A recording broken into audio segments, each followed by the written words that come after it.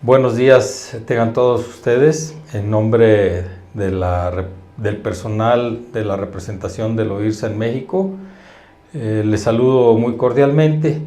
Hoy tenemos el honor de contar con la participación del doctor Laureano Fidelmar Vázquez Mendoza, quien nos hablará sobre el control y erradicación de la fiebre porcina clásica en México.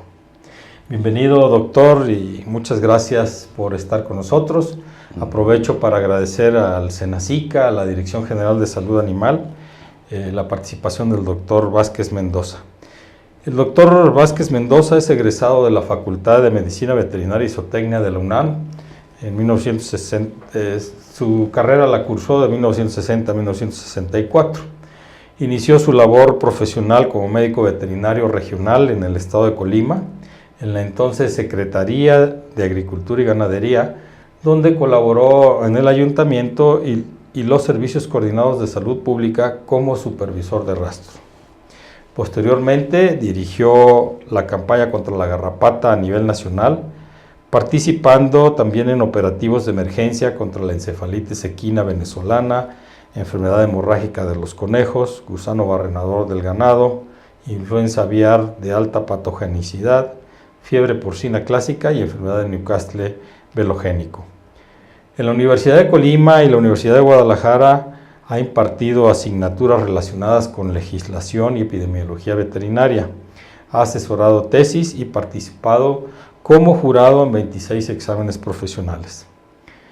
Ha impartido más de 500 cursos sobre enfermedades exóticas de los animales y en 4 ocasiones en el extranjero. Asimismo, ha participado en la creación, revisión y actualización de manuales sobre bioseguridad en unidades de producción pecuaria, así como planes de emergencia para enfermedades exóticas y en campañas.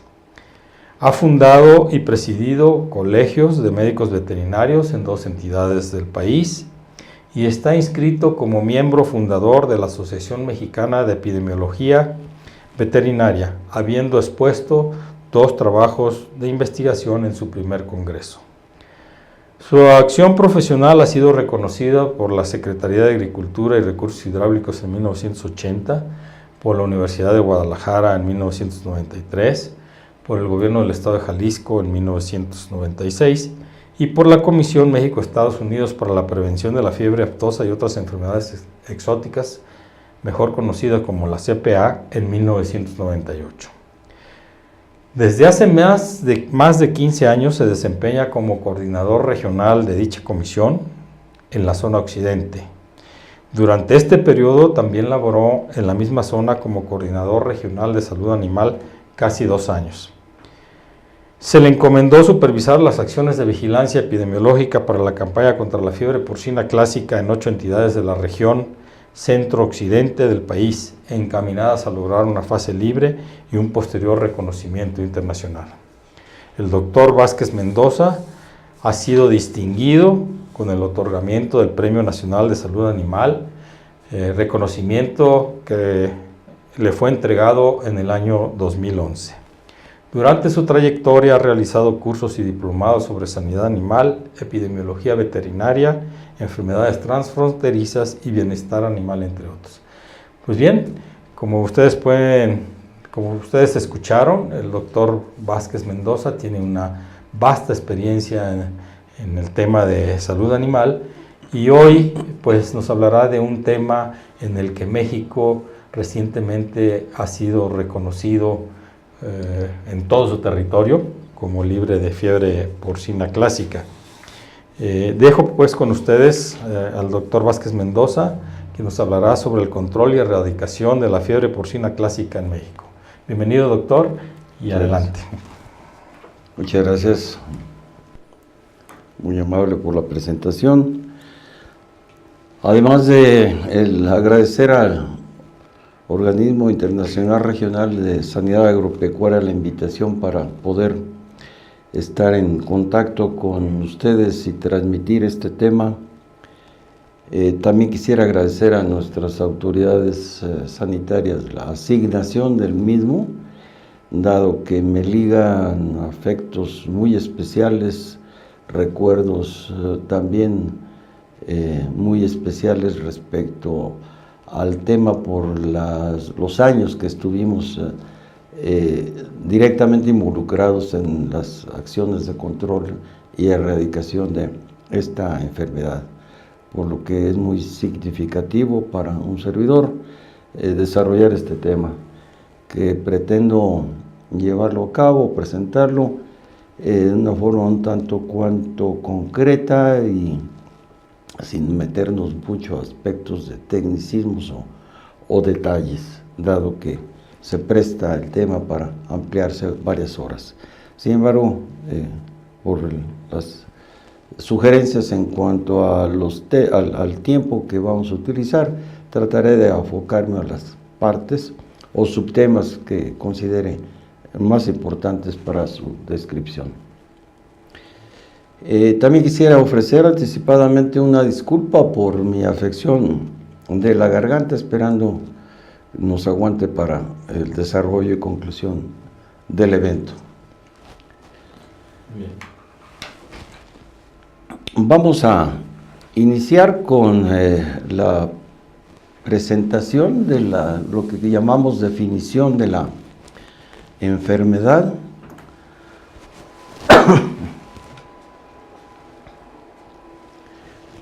De la manera más concreta podíamos definir a esta patología que antes se le conoció durante muchos años como cólera porcino, como una enfermedad que la causa un virus de la familia Togaviridae, de curso generalmente agudo, aunque tiene algunas modalidades que ya veremos más adelante, extremadamente contagiosa y económicamente importante por los impactos que causa en este sentido. En los cerdos, partiendo de la morbilidad y mortalidad tan elevadas con la que se suele manifestar. Afecta a cerdos de todas las edades, tanto domésticos como salvajes. Por referirnos a la llamada presentación típica, que al final o durante algunos años, en las últimas etapas de la enfermedad, raras veces la veíamos, puesto que ya era raro verla como típica, podríamos mencionar que es, entre otros signos, la manifestación de anorexia, fiebre elevada, arriba de los 41 grados centígrados, temblores musculares, hay postración, debilitamiento, constipación intestinal que se puede alternar con periodos de diarrea, presencia de secreción mucopurulenta en los ojos, conocidas como legañas. En casi todos los casos, 60-70%, puede haber la presencia de eritema en la piel, enrojecimiento de la misma, especialmente en algunas partes de la anatomía, como veremos en algunas fotografías más adelante, y la gravedad varía en función de la cepa del virus que esté afectando. También interviene la edad y la inmunidad de la piara que la esté padeciendo. En los estadios finales de la enfermedad pueden observarse trastornos nerviosos, parálisis, principalmente del tren posterior, por lo que hace a los cerdos que adopten la llamada posición de perro sentado, para luego llegar a la muerte. Hablando de un poco de historia, que sería muy largo abarcarla satisfactoriamente en su totalidad, veremos algunos cuantos detalles de la misma. En cuanto a su origen, es muy probable que la fiebre porcina clásica fue introducida en nuestro país allá por los años 1876, debido a la importación de cerdos. Algunos investigadores opinan que pudiera haber sido de Ohio, otros de Tennessee, con fines de mejoramiento genético. Para utilizarse como pie de cría se importaron algunos sementales que principalmente fueron ubicados en la zona del Bajío, en donde se observaron los primeros reportes clínicos que fueron allá por el año de 1883. Se calcula que entonces el inventario en aquella región era cercano a los 800,000 cabezas, y que por efectos de esta enfermedad, algunos años, 3, 4 años después de su arribo, debe haber, según cálculos también de algunos reportes, haber bajado casi a la mitad. Se establece en nuestro territorio con manifestaciones de enfermedad endémica y epidémica, según los tipos de cuadros que veremos también más adelante, con presentaciones, repito, en forma endémica, sin causar altas mortalidades, o la forma clásica ya descrita de carácter epidémico, que llegaba a alcanzar valores de morbilidad y mortalidad cercanos al 100%.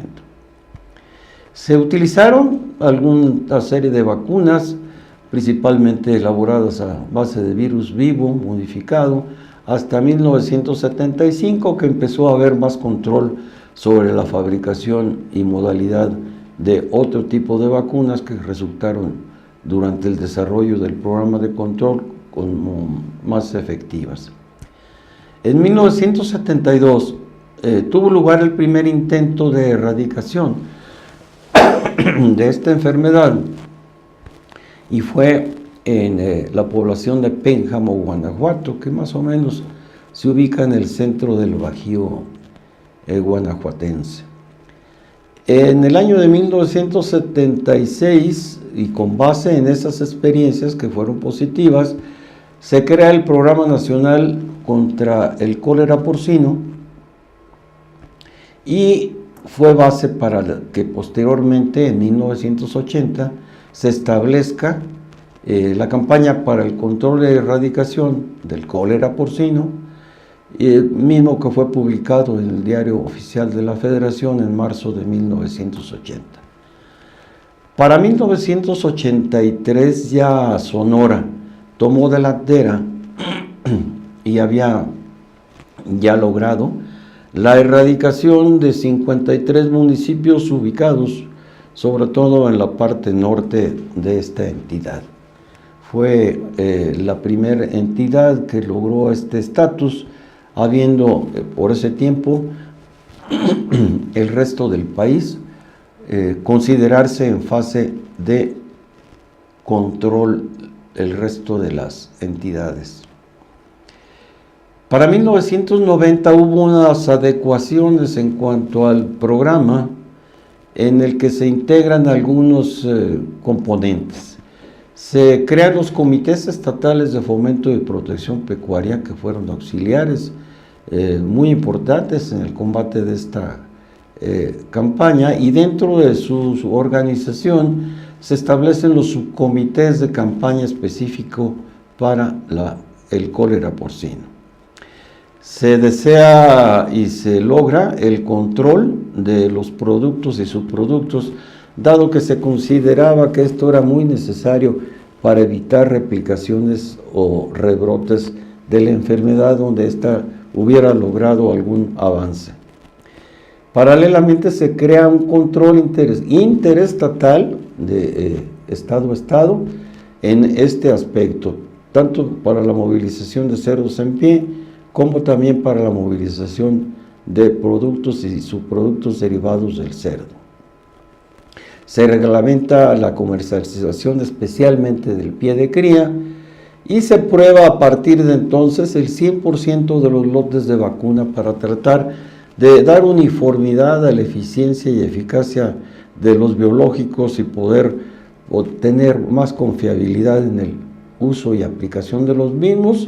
Se capacita al personal de los laboratorios para el diagnóstico y se acreditan médicos veterinarios específicamente para el control de la campaña contra el cólera porcino, con la muy útil participación de la Asociación de Médicos Veterinarios especialistas en cerdos.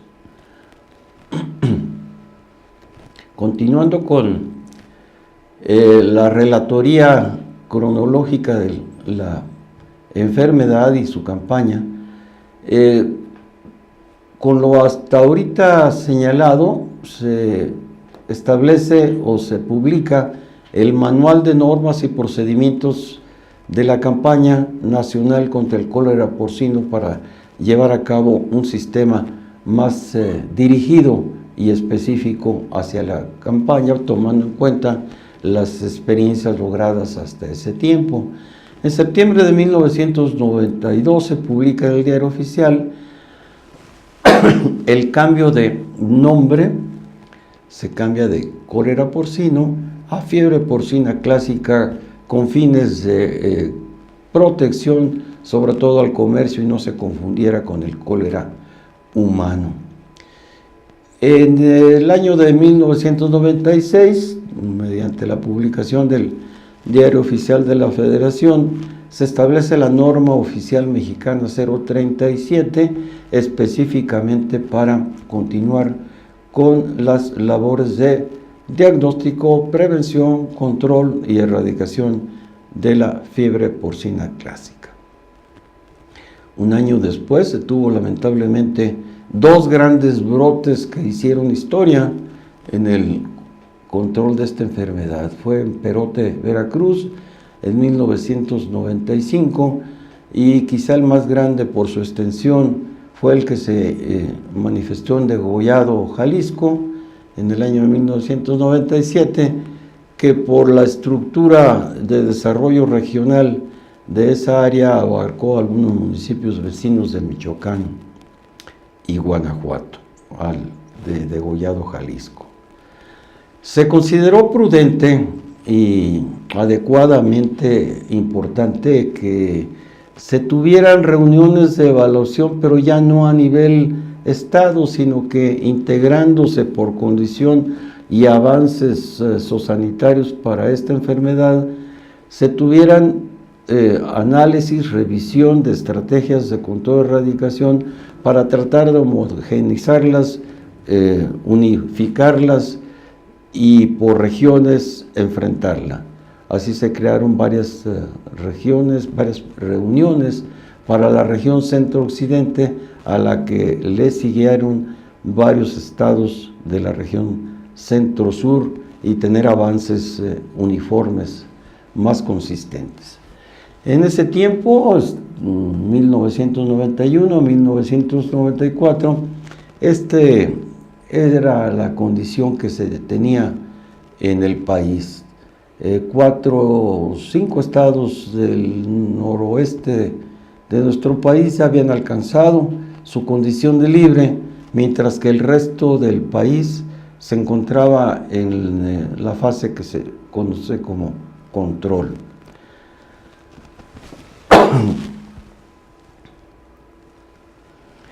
Para hablar un poco de la cronología en forma muy concreta, estamos viendo esta diapositiva en la que se ven los avances graduales. Ya nos habíamos referido al primero obtenido en 56 municipios en Sonora en 1983.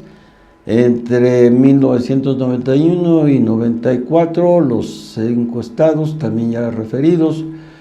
Para el 95-98, en ese lapso, alcanzó prácticamente la condición de libre todos los estados colindantes con Norteamérica, Sinaloa y los 3 estados de la península de Yucatán. En el lapso de 1999 al 2001 ya había 3 regiones, además de las ya mencionadas, en fase libre. La llamada erradicación, proceso previo para alcanzar la libre, los estados del centro occidente, y en el centro sur se encontraban las entidades en fase de control. Para el 2006 prácticamente ya estaba encontrado, el avance había sido de libre casi para todo el país, excepto algunos cuantos estados, 3 de la región central aún permanecían en control, los demás en erradicación. En el 2007 todos los anteriores que estaban en control y erradicación avanzaron a esta última fase, 3 estados del sureste y 2 del centro, hasta que por fin en 1908 se logra la erradicación casi en la totalidad del territorio, quedando solamente pendientes 3 estados del sureste para que en 2009 estos estados también fueran declarados libres de la entonces ya fiebre porcina clásica y llegar a la condición que hoy tenemos. Con la publicación del acuerdo con el que se declaran, establecen, se reconocen a esos últimos 3 estados, Chiapas, Oaxaca y Tabasco, como libres, el 30 de enero del 2009, prácticamente todo el territorio se libera de este problema oficialmente y se realiza en Guadalajara mediante un evento muy significativo la reiteración de este gran logro sanitario al que asistieron autoridades federales, estatales, el gremio organizado de porcicultores, los académicos y desde luego los industriales ligados con la actividad, así como representaciones de organismos internacionales.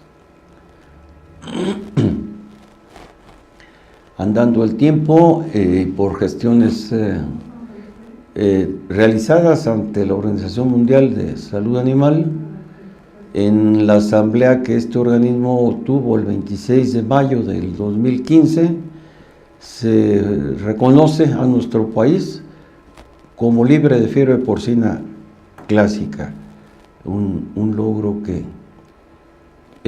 posteriormente, el reciente mes de enero, hace unas cuantas semanas, nos declaró, nos reconoció el EIFIS del Departamento de Agricultura de los Estados Unidos de América a nuestro país como libre de fiebre porcina clásica después de varios años de estar haciendo gestiones y de haber recibido varias visitas de verificación y auditorías técnicas para este reconocimiento.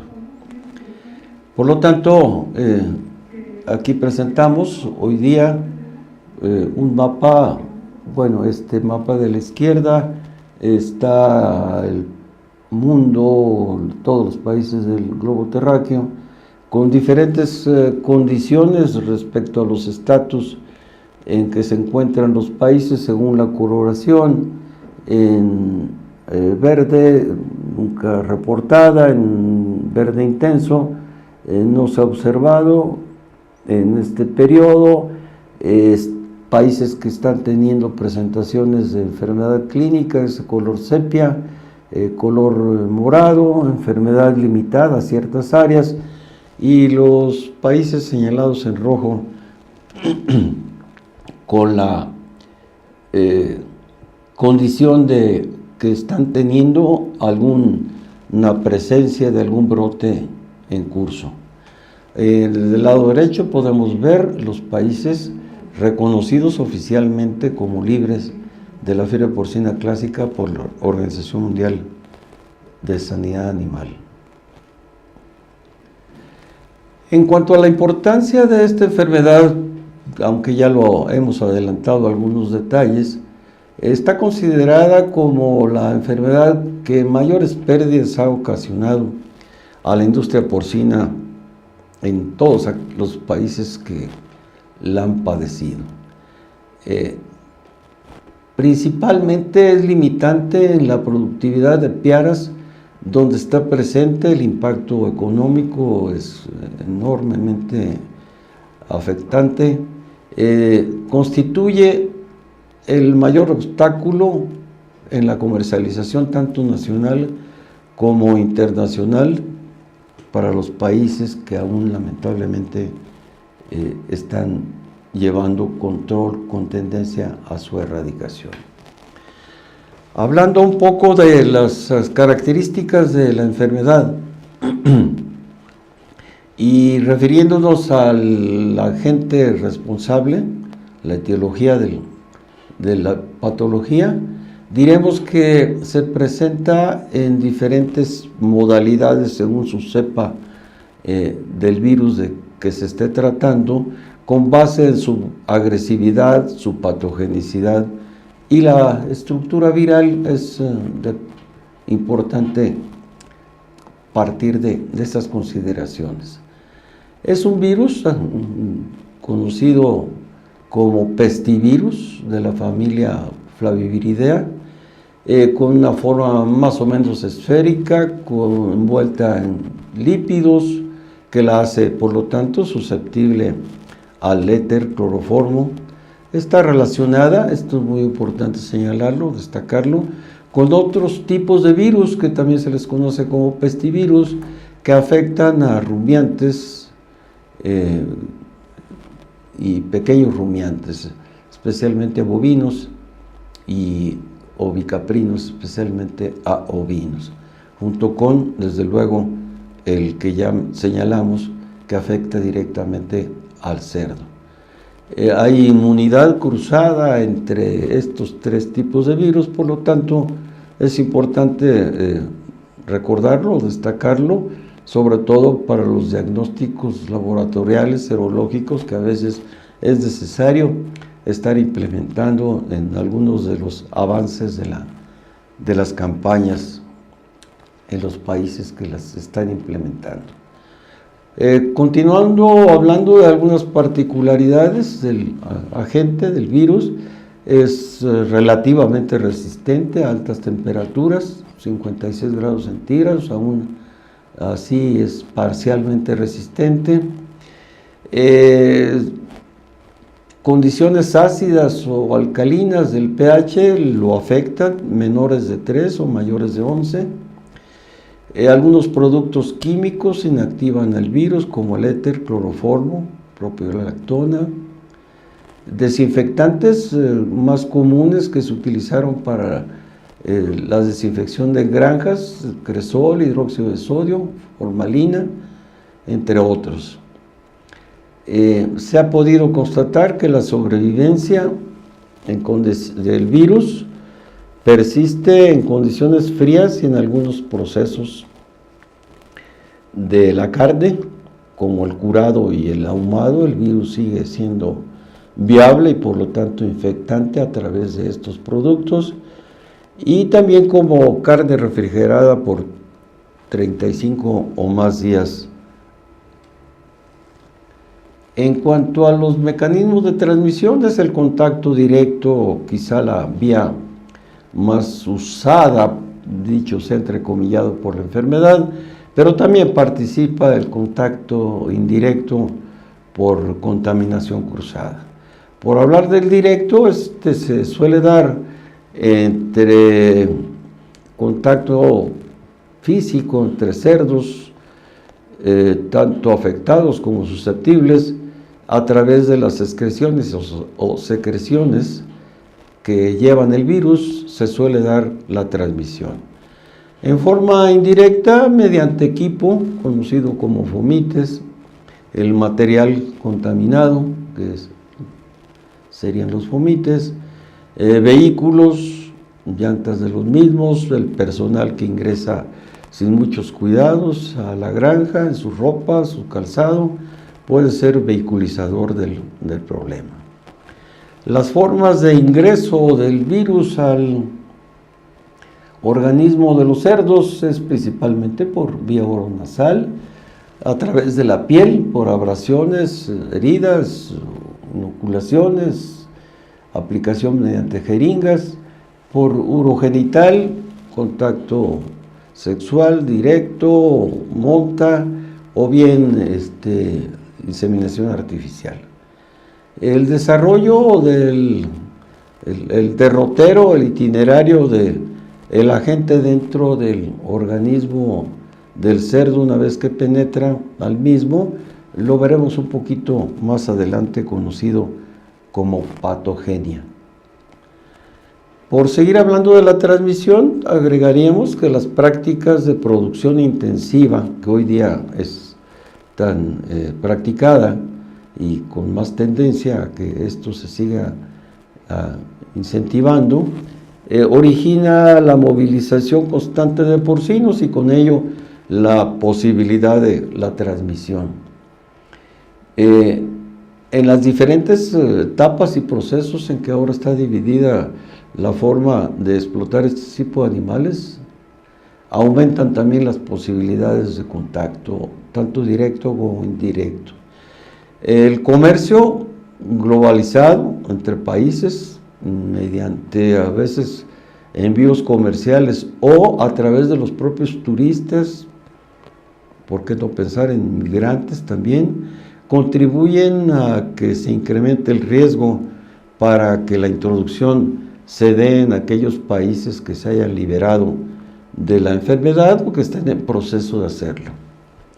La transmisión a través de una granja afectada mediante, como ya lo señalamos, personal, camiones, vehículos, utensilios, omites, puede darse de una granja afectada a unas granjas libres de la enfermedad con relativa facilidad, si no median algunas acciones de control o medidas de bioseguridad entre las mismas, de las que veremos un poco más adelante de este aspecto.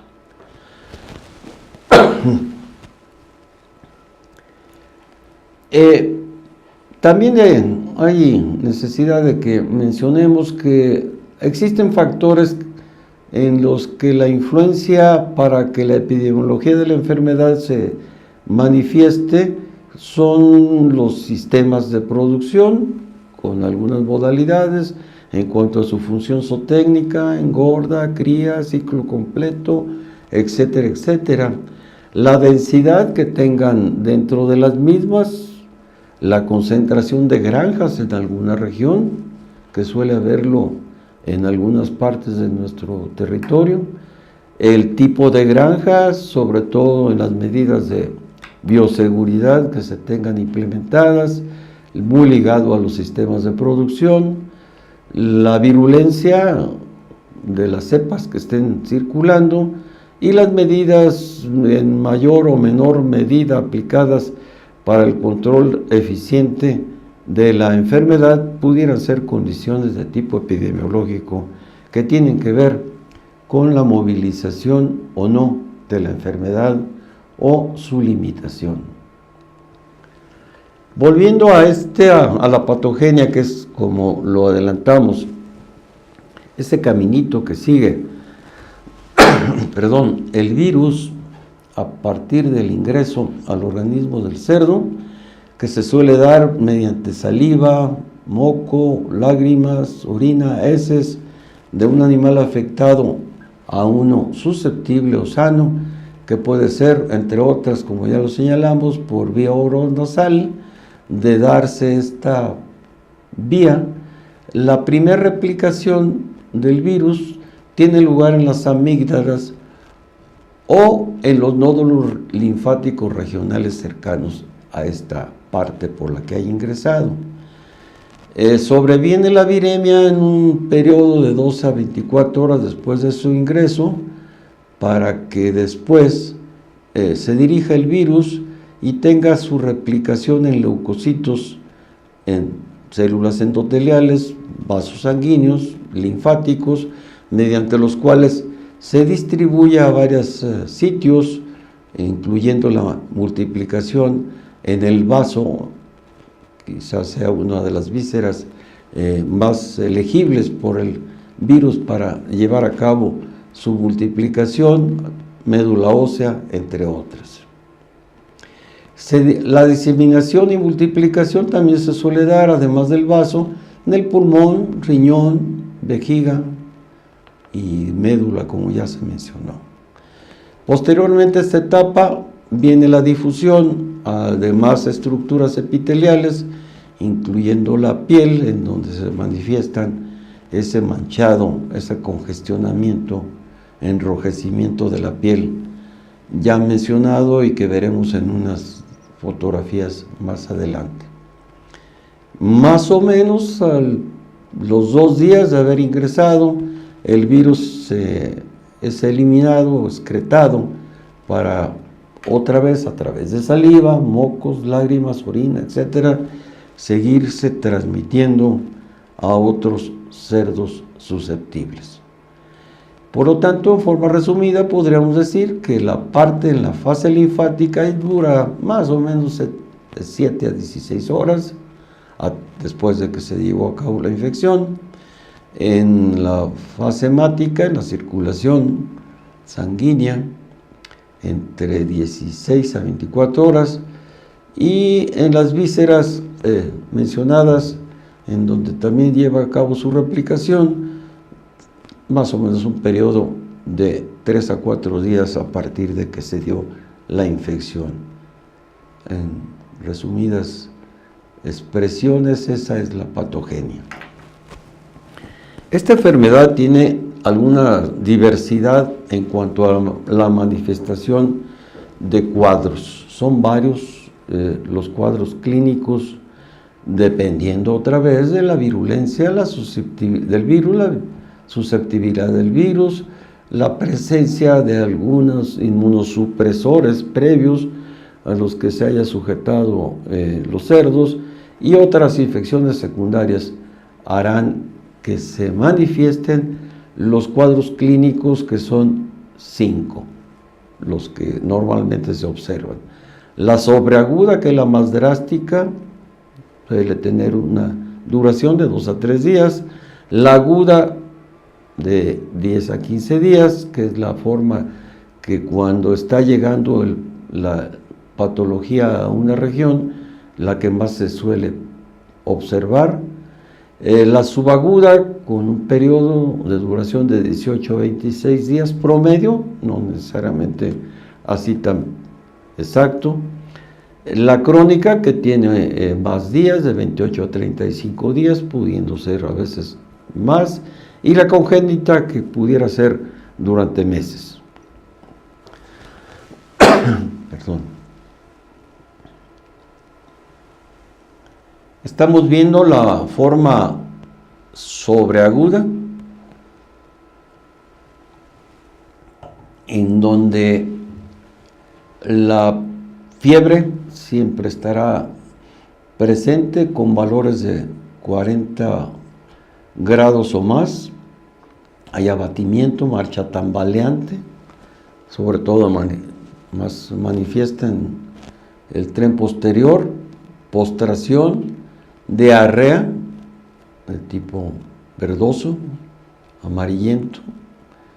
El eritema cutáneo también lo podemos percibir, y la muerte suele presentarse en relativamente corto tiempo, con porcentajes cercanos al 100%.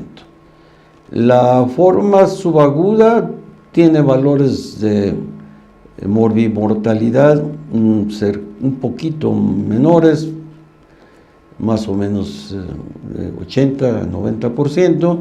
También se ven los signos ya antes señalados para el caso de la sobreaguda, a la que agregaríamos conjuntivitis purulenta mediante la presencia de legañas. Respecto a la subaguda, esta presenta, además de los anteriores, signos digestivos y respiratorios. Se ve involucrado ambos sistemas.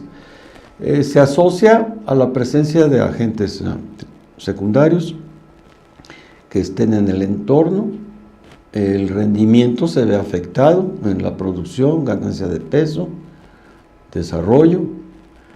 La anorexia, depresión, fiebre, leucopenia, necrosis, que no lo habíamos mencionado para las anteriores, y en esta forma los abortos son constantes, así como las camadas se reducen a pocos lechones. Para esta forma, la muerte suele sobrevivir a los 30 días.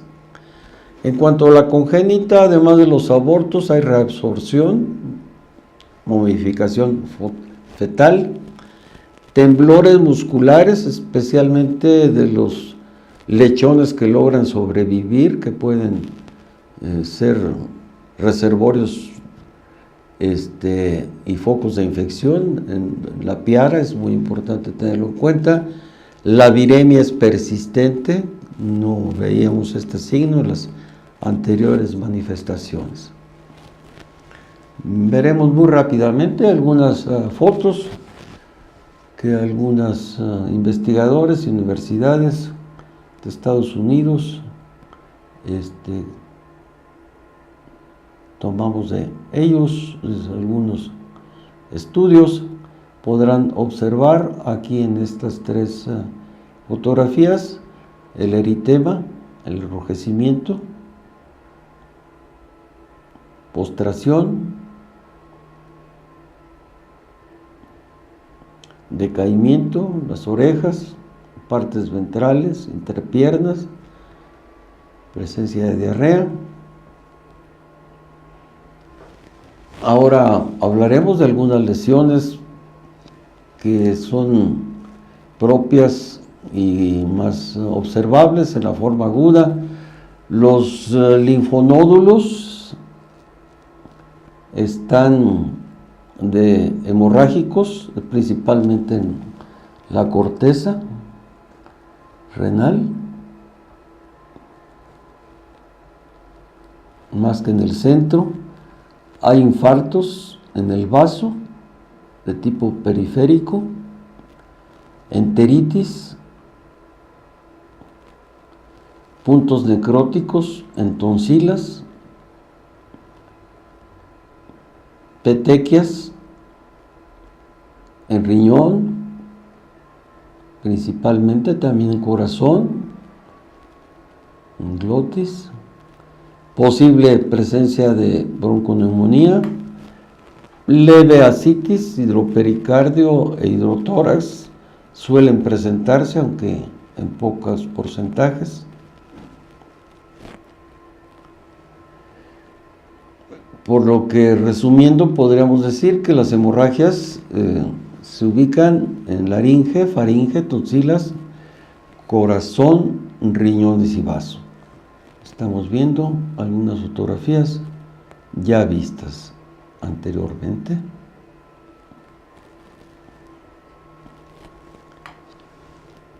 En esta fotografía podemos observar un riñón de un cerdo, donde al corte se observan múltiples petequias e infartos rodeando esas hemorragias.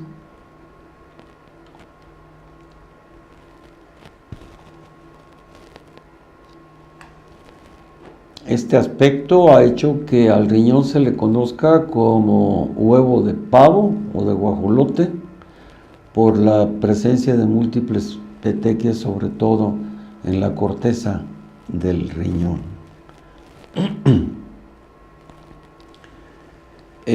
Al abrir un riñón podemos observar lo que en esta fotografía nos está mostrando: petequias diseminadas, hidronefrosis, hemorragias.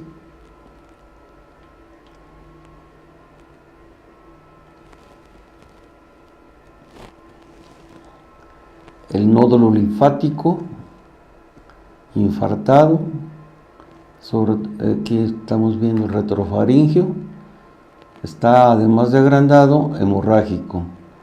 Las tonsilas contienen hemorragias múltiples.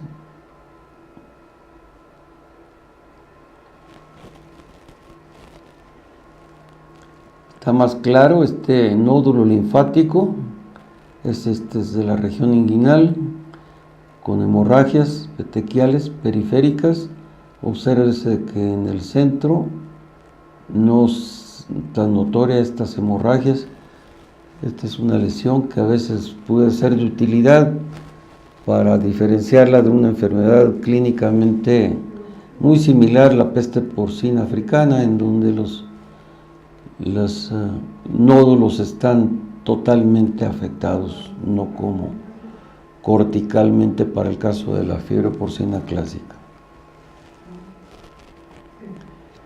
Laringe, faringe también, con petequias, además de necrosis en las tonsilas palatinas y en mucosa adyacente a la faringe y laringe.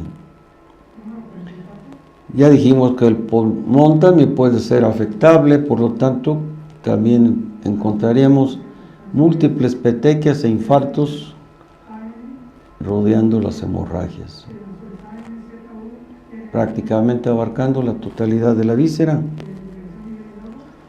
Volvemos al vaso, quizás sea de los órganos diana más que en un 80% de las ocasiones veremos, sobre todo los infartos siempre estarán localizables en la periferia del mismo, en las márgenes. También, sobre todo en casos subclínicos o crónicos, las ulceraciones en el ciego, en la unión termina el intestino delgado y empieza el grueso, unión secocólica, encontramos estas úlceras que por su forma se les conoce como úlceras botonosas, en las que a veces participan algunas otras agentes.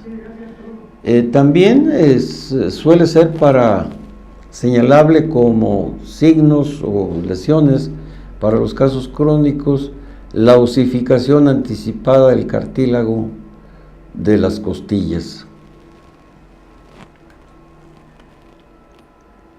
Se suele osificar, solamente se observa en un 30-40% de las necropsias que aplicamos en casos crónicos. Habrá que considerar y agradecer la cortesía a estos investigadores de estos institutos, las imágenes anteriormente observadas. Las enfermedades con las que pudiera confundirse la enfermedad que nos ocupa son bastantes, pero quizá con la que más pudiera tenerse en cuenta para llegar a un diagnóstico diferencial es la peste porcina africana. Afortunadamente en nuestro país nunca ha estado presente y ojalá nos mantengamos libres de la misma.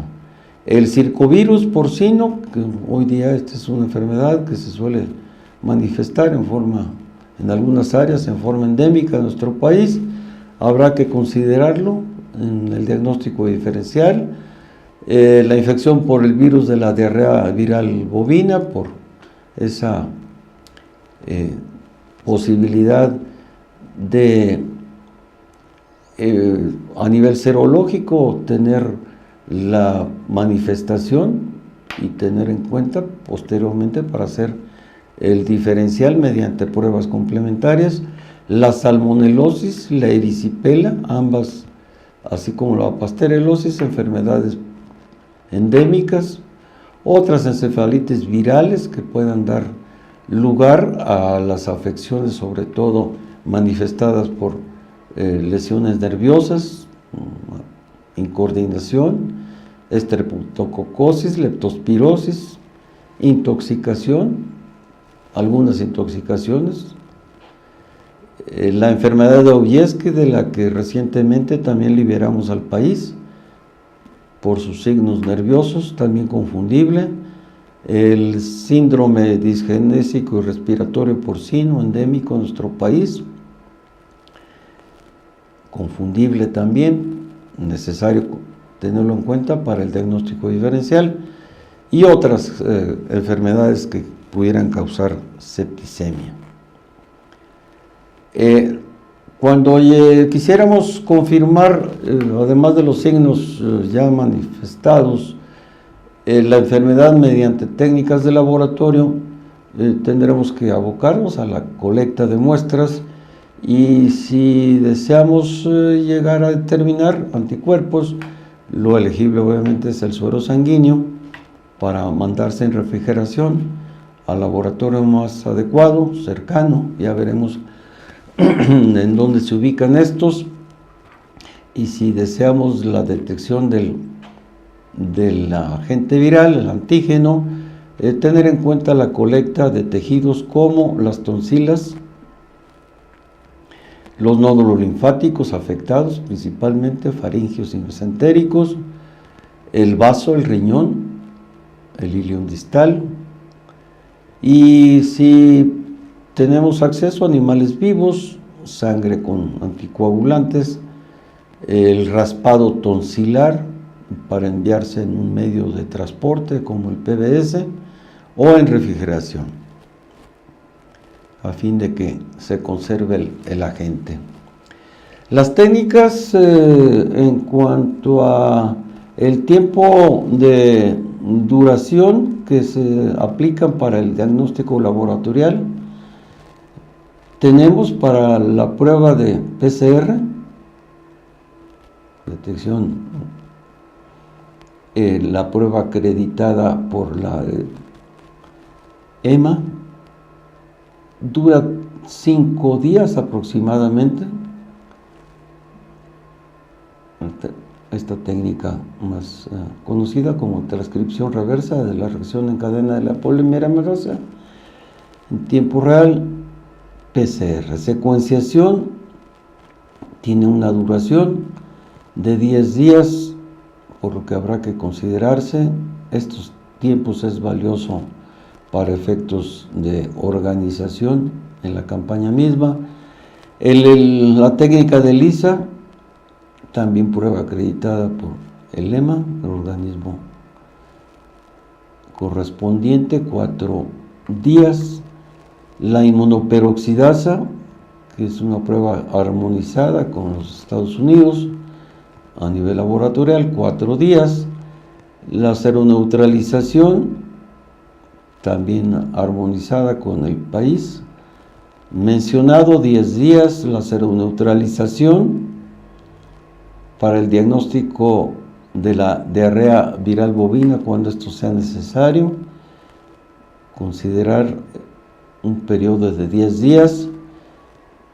Para el diferencial de la enfermedad de las fronteras, también el mismo periodo de 10 días. PCR, ya lo dijimos, 5 días. El aislamiento viral en cultivo celular, 7 días. Las muestras ya no las vamos a mencionar, ni los laboratorios a los que se canalizan, que son laboratorios que tienen montadas las técnicas, el equipo, los reactivos y obviamente el personal capacitado para este tipo de diagnósticos. Lo estamos viendo ahora en esta diapositiva.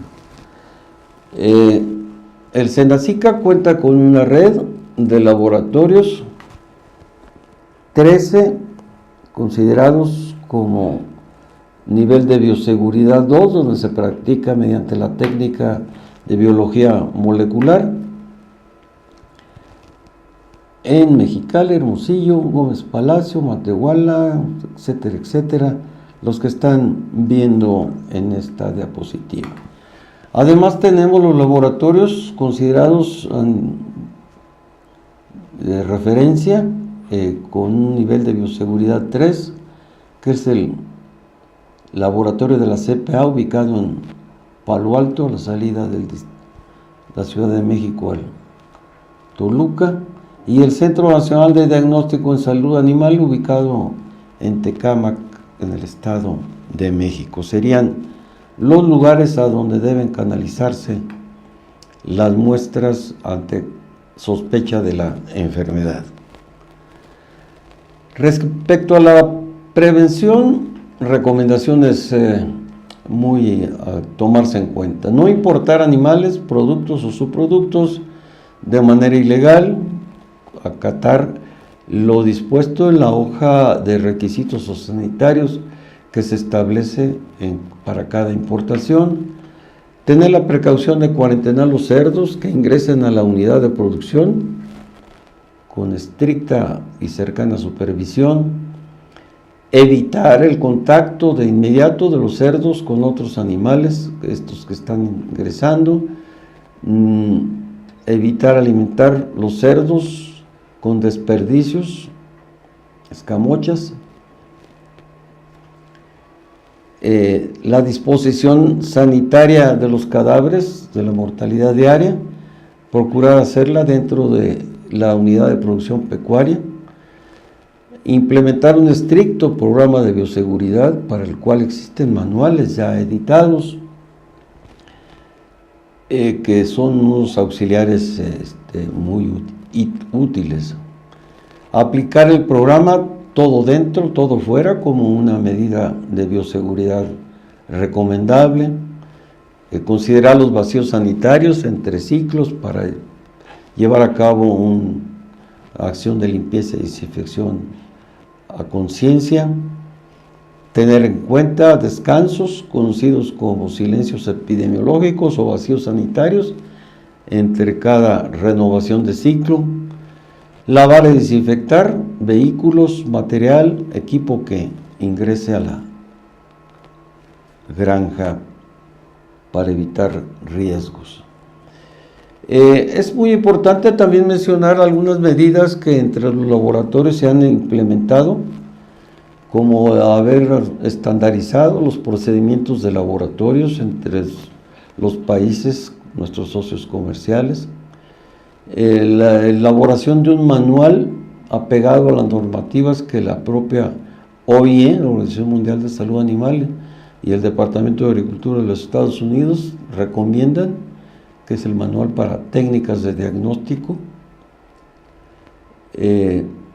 Se elaboró y se aplica un manual de procedimientos operativos para estandarizar la sanitización y buenas prácticas dentro de los laboratorios, como una medida obviamente de bioseguridad, independientemente del nivel que se tenga en cada laboratorio de bioseguridad. La verificación, aplicación, manejo y conocimiento de los manuales, siempre tenerlos consultables a la mano. Y México ha mantenido paneles de proeficiencia para tratar de mantener técnicas estandarizadas con Estados Unidos y Alemania, principalmente para fines del diagnóstico. También es muy necesario la elaboración, actualización y desde luego contar con los planes de emergencia por si tuviéramos alguna reincidencia del problema de esta enfermedad para el caso de nuestro país una vez que logramos su erradicación. Contamos con el manual de procedimientos para la atención de casos de fiebre porcina clásica, en donde están contenidas todas aquellas acciones que deben llevarse a cabo a fin de poder actuar en forma eficiente y eficaz ante alguna reintroducción de la fiebre porcina clásica.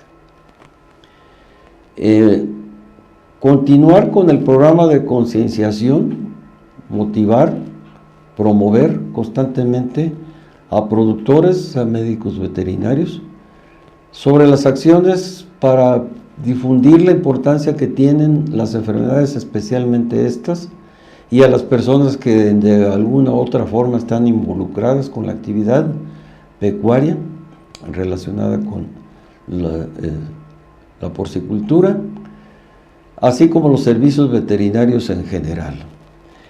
Cabe hacer el señalamiento que en las fases últimas de la etapa de la campaña de erradicación, como algunos de los aspectos a los que se recurrió como una medida eficiente para lograr promover la notificación como piedra angular para una confiable vigilancia epidemiológica pasiva fue el de crear estímulos cuando se tuviera aquellas personas que tuvieran la necesidad de establecer algún reporte por sospecha de fiebre porcina clásica que funcionó en algunas áreas de nuestro país. La publicación constante de material para, en forma muy objetiva y concreta, sugerir las medidas de bioseguridad que deben aplicarse en las instalaciones pecuarias son siempre tomadas en cuenta. Vamos a ver algunos aspectos de la vigilancia epidemiológica que desde luego es muy necesaria mantenerla de una o de otra forma, partiendo primeramente de la definición general de la vigilancia epidemiológica. Es aquella serie de actividades que permiten reunir información indispensable para identificar, evaluar la conducta de las enfermedades o plagas, detectar y prever cualquier cambio que pudiera ocurrir por alguna alteración en los factores condicionantes y determinantes con el fin de establecer las medidas sanitarias correspondientes con fundamentos científicos. Obviamente que el objetivo es demostrar la ausencia o la presencia de un agente etiológico en una zona determinada en una forma oportuna, precoz, puesto que de otra forma no sería lo útil que se deseara. Tiene que ser en forma temprana, rápida. Existen dos tipos de vigilancias epidemiológicas, la llamada activa y la pasiva. La primera es aquella que va dirigida intencionadamente a encontrar la enfermedad en forma anticipada en donde pudiera ser. Es la búsqueda de la presencia del agente etiológico mediante la realización de un muestreo epidemiológico que se establece previamente, estadísticamente partiendo de la cantidad de granjas en la región o en el estado que se pretenda dirigir este tamaño de muestra, y que involucra granjas, considera rastros, traspatios, en donde también se tenga la crianza de cerdos y algunos centros de acopio de los mismos, mientras que la pasiva tiene su base, piedra angular, en la notificación, en el aviso, en el reporte, en el pitazo. Y cuando esta es de forma inmediata, pues esto es lo deseable, es muy útil. De cualquier evidencia o confirmación de la presencia de enfermedades exóticas, que para el caso de la enfermedad que estamos describiendo, sería ya una enfermedad exótica, puesto que logramos su erradicación. O bien también aplica para aquellas enfermedades endémicas que están consideradas por nuestra normatividad o legislación como de notificación obligatoria, partiendo de sospechas a nivel clínico, signos, alguna evidencia en rastro, en el proceso del sacrificio, algún diagnóstico en laboratorio que pudiera inducirnos a pensar que se pudiera tratar de la enfermedad, o bien el reporte en forma directa a través del sistema de investigación o vigilancia epidemiológica, que por ley está contenido en una norma oficial mexicana, si mal no recuerdo, la 046. La vigilancia e investigación epidemiológica de la fiebre porcina clásica en México es muy importante para los efectos de mantenerla, tener a la mano la guía rápida para la vigilancia e investigación epidemiológica que se produjo, se editó hace algunos años y que mediante la revisión en forma muy concreta, por eso se le conoce como guía rápida, contiene todos los elementos necesarios para tomar en cuenta desde la descripción en cuanto a los diferentes tipos de signos, la gente, parte de lo que hemos visto y desde luego algunas descripciones de los diferentes tipos desde el aspecto funcional de los casos o tipos de casos que enseguida también veremos. La implementación y estandarización de las técnicas rápidas de diagnóstico, ya mencionadas, la sistematización del registro de embarques vía internet a nivel nacional.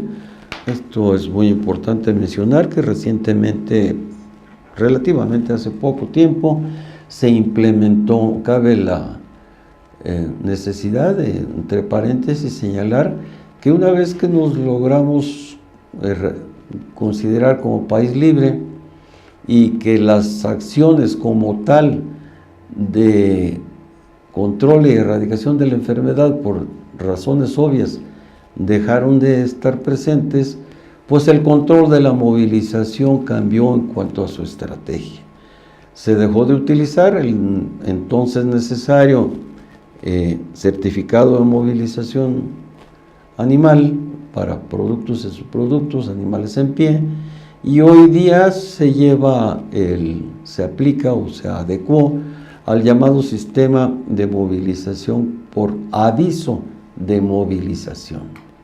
Esto se hace por vía internet y se lleva con ello una trazabilidad para hacer seguimientos de origen-destino de esas movilizaciones, y se está haciendo o llevando a cabo también vía internet un control en cuanto a la emisión de los mismos y la revisión de esos flujos de movilizaciones en nuestro territorio. Con esto los productores, los porcicultores, tienen una serie de acciones que antes, de tramitología, que antes se llevaban a cabo, y ahora es más fácil la movilización dentro de nuestro territorio por la condición de estatus que hemos alcanzado. Sin embargo, desde luego, la supervisión constante del procedimiento de inspección en las OISAS, que son las Oficinas de Inspección de Sanidad Agropecuaria, ubicadas estratégicamente en puertos, aeropuertos, fronteras terrestres, que son puntos de contacto con el exterior, son parte de la vigilancia y complementan la investigación epidemiológica de la fiebre porcina clásica en nuestro país. En cuanto a la definición de casos, para que nosotros también le agregamos la palabra funcional, porque de la descripción del caso va a depender la función a aplicar. Podemos encontrar un caso clínico, un caso sospechoso, un caso presuntivo positivo, un caso confirmado. Esta variedad de casos, que para esta enfermedad son 4, se hizo para uniformar estos criterios con los países socios comerciales, especialmente con Estados Unidos, para estar hablando más o menos el mismo lenguaje en cuanto a cuando estamos frente a un caso clínico, ¿qué debemos entender por caso clínico, por caso sospechoso, etcétera? Porque de ellos se desprenderían algunas acciones muy especiales o específicas que a continuación veremos.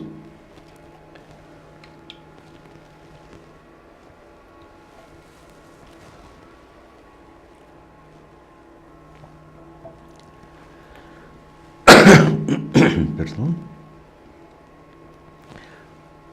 Para el caso clínico, la definición consensuada es aquella, vamos a considerar como caso clínico una piara o un cerdo con signología clínica compatible con la fiebre porcina clásica, en las que existe evidencia de importación o antecedentes de importación de material genético, o bien que se alimenta con escamocha, todavía usual esta práctica en algunos predios de traspatio, o en la que se identifica una relación epidemiológica de personas vinculadas con la producción porcina en otro país, que haya tenido contacto con otro país y que pudiera tener alguna relación epidemiológica. Este sería lo que deberíamos entender como caso clínico. Para el caso sospechoso es lo que acabamos de describir para el caso clínico, más un cerdo o piara que además cuente con resultados positivos en serie de las pruebas estructuradas en laboratorio partiendo de ELISA, que le seguiría inmunoperoxidasa, luego virus neutralización, pero sin información epidemiológica ni signos clínicos compatibles con la enfermedad. Perdón. Un cerdo también puede considerarse como caso sospechoso o alguna piara en la que se obtiene un resultado no concluyente o positivo a la prueba de RT-PCR convencional en una muestra tomada durante la vigilancia epidemiológica activa, la rutinaria que ya describimos, con o sin presencia de signos clínicos, con resultado pendiente de la investigación epidemiológica. Eso sería lo que deberíamos entender como caso sospechoso. El presuntivo positivo es un caso sospechoso con resultado positivo repetido de RT-PCR convencional tiempo real o con secuenciación genómica posterior a la prueba que se le haya previamente practicado y que haya resultado positiva del RT-PCR convencional en una muestra de cerdos que hayan tenido o no signos clínicos con evidencia epidemiológica de la enfermedad. Ya sería considerado un caso presuntivo positivo, para el que tendríamos que tener un tratamiento muy específico. Y finalmente, complementariamente a lo anterior, también puede considerarse como un caso presuntivo positivo un cerdo o piara con información epidemiológica y o evidencia clínica compatible con la enfermedad o con resultados positivos a RT-PCR convencional o tiempo real o prueba de virus neutralización positiva o prueba de inmunohistoquímica cuando proceda. Y el caso confirmado sería cuando un porcino con o sin signos clínicos y o lesiones compatibles y o evidencia epidemiológica del cual se haya aislado el virus de la fiebre porcina clásica y se haya confirmado con secuenciación genética en un laboratorio oficial del SENASICA conforme a los estándares acordados internacionalmente. Ese sería un caso confirmado para el que habría un tratamiento también especial.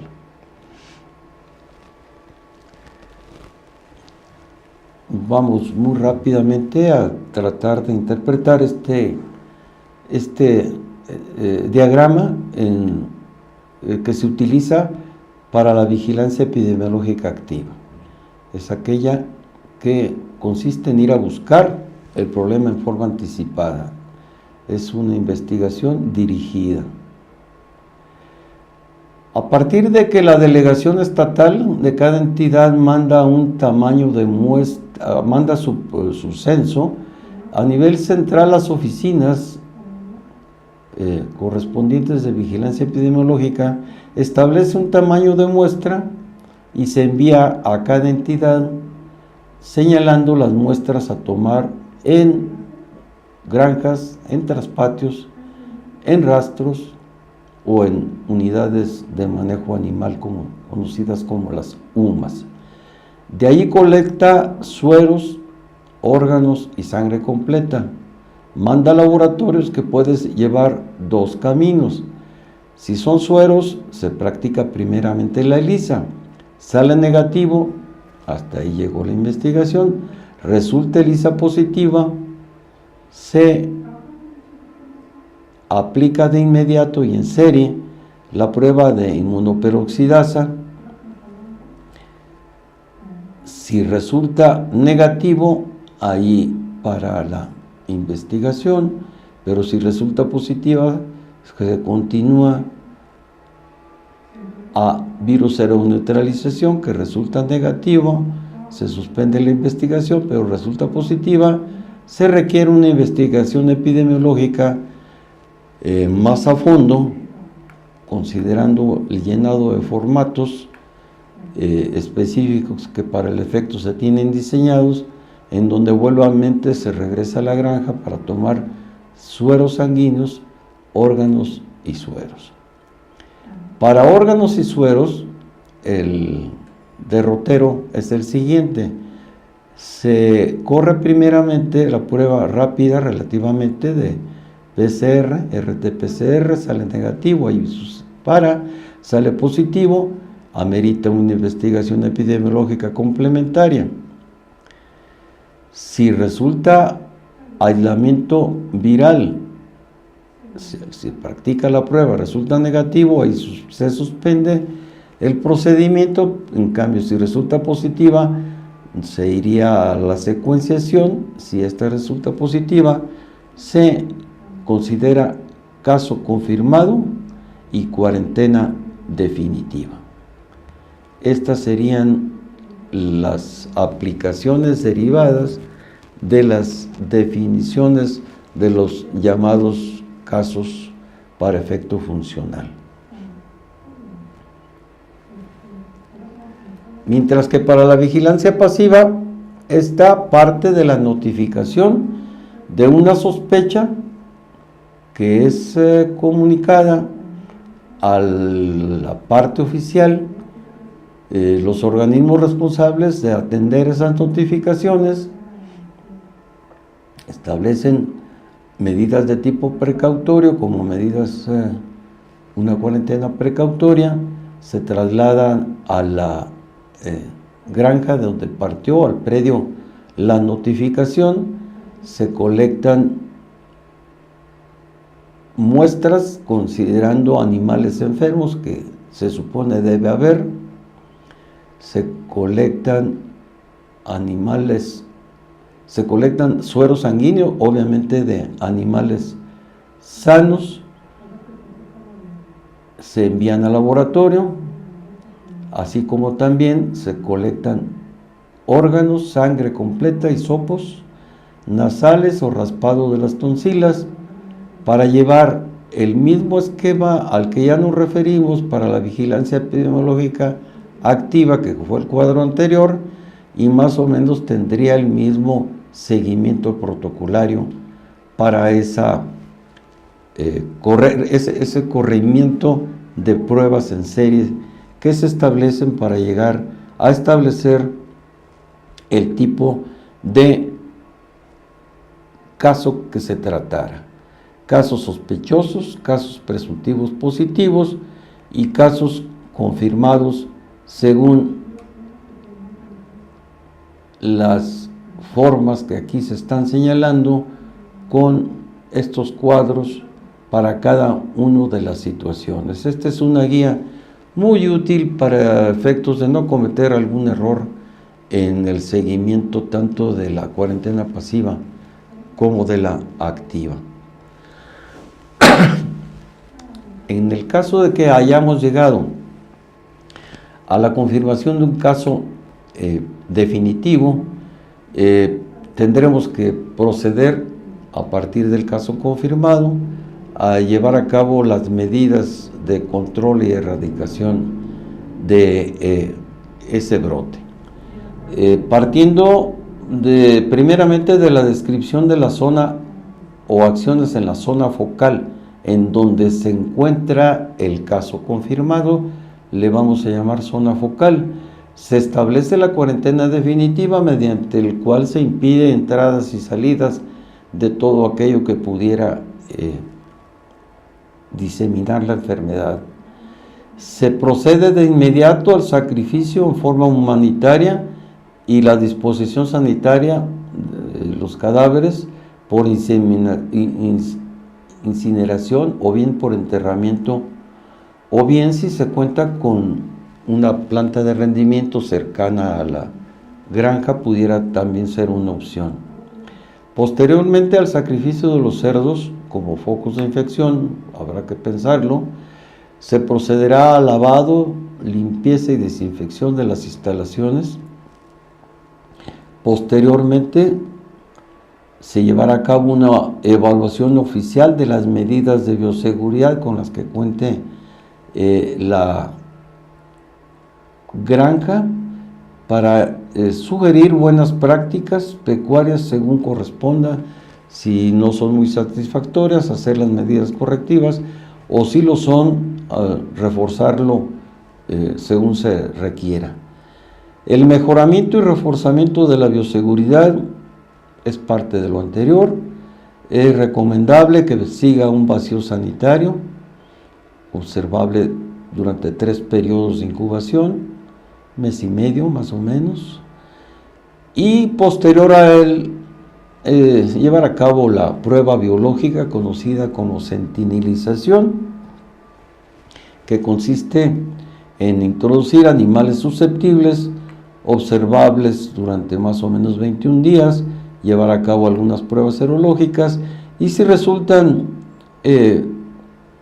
negativos se puede proceder a la liberación de la granja en cuanto al levantamiento de la cuarentena. Si llegara a resultar positivos los centinelas, se tendrá que volver nuevamente al sacrificio, como se mencionó antes, y llevar a cabo nuevamente estos procesos de lavado, limpieza, evaluación de medidas de bioseguridad, etcétera, etcétera.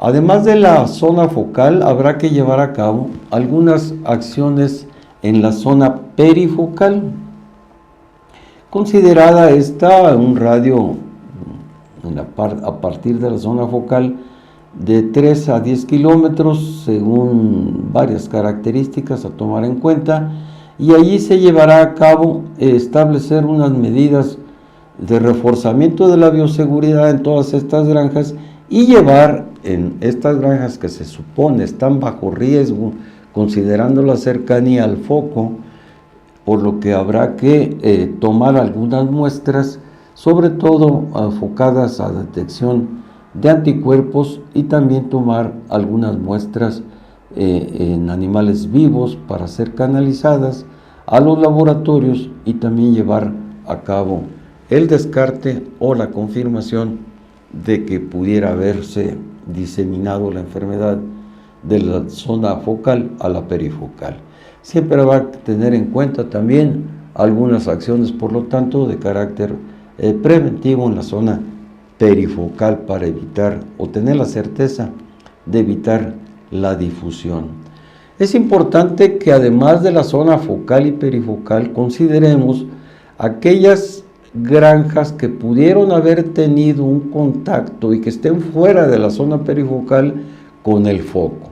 Si por algo tenemos en los antecedentes que habríamos de investigar en el rastreo, si en el foco o granja afectada 20 o 30 días, un mes antes, hubo salida o entrada de alguna posibilidad de que la enfermedad hubiera salido, habría que hacer un seguimiento al sitio donde pudiera haber estado esa diseminación. Por lo que tanto, aquí se consideran también tomar en cuenta aquellas granjas relacionadas epidemiológicamente con el foco, aunque estén fuera de la zona perifocal.